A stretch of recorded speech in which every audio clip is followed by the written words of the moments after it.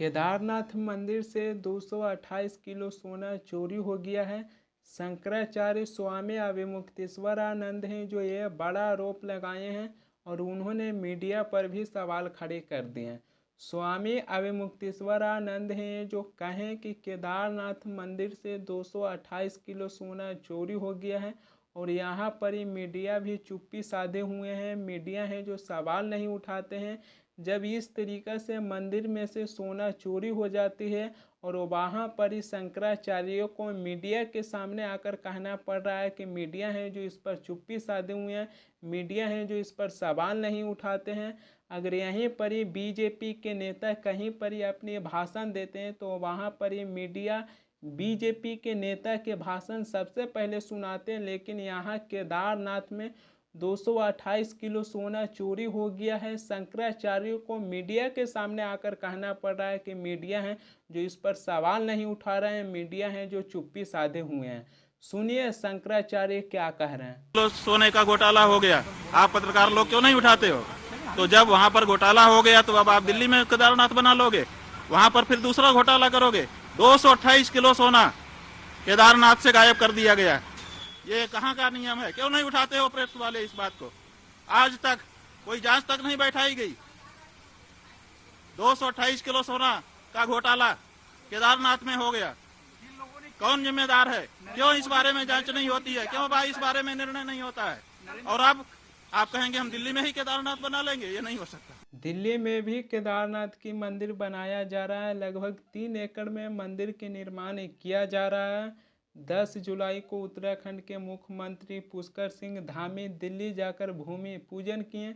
जब से ही उत्तराखंड के मुख्यमंत्री पुष्कर सिंह धामी दिल्ली जाकर भूमि पूजन किए हैं, जब से ही शंकराचार्य हैं जो दिल्ली में नए केदारनाथ मंदिर बनाया जा रहा है उसको लेकर लगातार हैं जो विरोध प्रदर्शन कर रहे हैं, क्योंकि शंकराचार्य और कुछ ऐसे साधु संत हैं जिनका कहना है कि केदारनाथ धाम के नाम पर नया मंदिर निर्माण कर कर 4 धाम के महात्म्य कम करने की कोशिश कर रहे हैं। दिल्ली में जो केदारनाथ की मंदिर बनाया जा रहा है उसको लेकर शंकराचार्य लगातार हैं जो विरोध प्रदर्शन कर रहे हैं और उन्होंने भाजपा सरकार और उत्तराखंड की जो मुख्यमंत्री पुष्कर सिंह धामी हैं उनसे भी नाराजगी जताए हैं। शंकराचार्य की वीडियो मैंने पहले दिखाए हैं। शंकराचार्य हैं जो कहें कि केदारनाथ मंदिर में 228 किलो सोना की चोरी हो गया है। अब दिल्ली में केदारनाथ के मंदिर बनेगा तो वहां से भी सोना की चोरी हो सकती है। शंकराचार्य स्वामी अविमुक्तेश्वरानंद हैं जो इस बातों को खुद कहे हैं। दिल्ली में नए केदारनाथ मंदिर बनाया जा रहा है, जहां पर उत्तराखंड के मुख्यमंत्री पुष्कर सिंह धामी हैं जो जाकर भूमि पूजन किए। तो कहीं पर अगर मंदिर बनता है और वहां पर ही किसी भी राज्य के मुख्यमंत्री जाकर भूमि पूजन करते हैं तो यहाँ से एक चीज़ पता चलती है कि मंदिर बनाने के पीछे कहीं ना कहीं भारत में राजनीतिक भी होती है। और इसका सीधा सा एग्जाम्पल है उत्तर प्रदेश में राम मंदिर बना है। जहाँ उत्तर प्रदेश में राम मंदिर बना वहाँ पर ही प्राण प्रतिष्ठा भी हुआ, लेकिन विपक्ष के नेता ये सवाल उठाते आए हैं कि उत्तर प्रदेश में जहाँ राम मंदिर बना है वहाँ पर ही बीजेपी पार्टी है जो राजनीतिक फंक्शन बनाकर रख दिए हैं। विपक्ष के नेता जब 22 जनवरी को प्रभु श्री राम की प्राण प्रतिष्ठा हुआ था तब जाकर विपक्ष के नेता ये सवाल उठाए थे। हालांकि लोकसभा चुनाव से पहले बीजेपी पार्टी हैं जो राम मंदिर की प्राण प्रतिष्ठा कर दिए, लेकिन जब लोकसभा चुनाव को रिजल्ट आया तो बीजेपी पार्टी को अयोध्या लोकसभा सीटों पर हार का ही सामना करना पड़ा। तो अगर कहीं पर ही अगर नए मंदिर के निर्माण किया जा रहा है, मंदिर बनाया जा रहा है, तो वहाँ पर ही सरकार को एक बार साधु संत और शंकराचार्य से जरूर पूछना चाहिए, क्योंकि कहीं पर ही मंदिर बनती है, मंदिर में प्राण प्रतिष्ठा होती है तो वहाँ पर ही साधु संत और शंकराचार्य भी होते हैं। लेकिन यहाँ पर ही दिल्ली में नए केदारनाथ मंदिर बनाया जा रहा है। उत्तराखंड के मुख्यमंत्री पुष्कर सिंह धामी हैं जो जाकर भूमि पूजन किए, लेकिन शंकराचार्य हैं जो इसको लेकर विरोध कर रहे हैं, कह रहे हैं कि दिल्ली में केदारनाथ के नए मंदिर क्यों बनाया जा रहा है। शंकराचार्य हैं जो लगातार हैं जो विरोध कर रहे हैं। सरकार के कहना है कि जहाँ पर वो केदारनाथ मंदिर है वो वहाँ पर ही सबसे ज़्यादा भीड़ इकट्ठा हो जाती है। इसी के चलते दिल्ली में नए केदारनाथ मंदिर बनाया जा रहा है, जहाँ पर ही लोग हैं जो मंदिर में जाकर पूजा कर सकते हैं। लेकिन इसको लेकर शंकराचार्य हैं जो विरोध कर रहे हैं।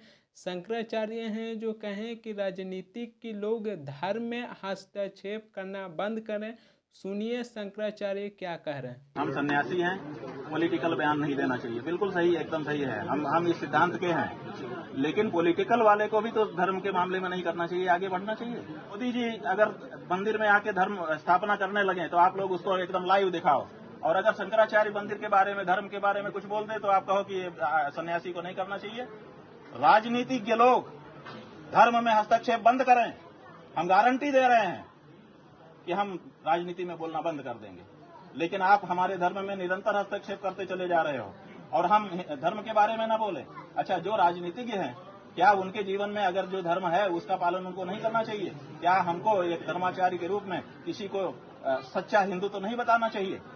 क्या हमको विश्वासघात जैसा जो पाप है उसके बारे में लोगों को, जनता को सचेत नहीं करना चाहिए? देखो, अगर तुम धार्मिक हो तो तुमको किसी के साथ विश्वासघात नहीं करना चाहिए।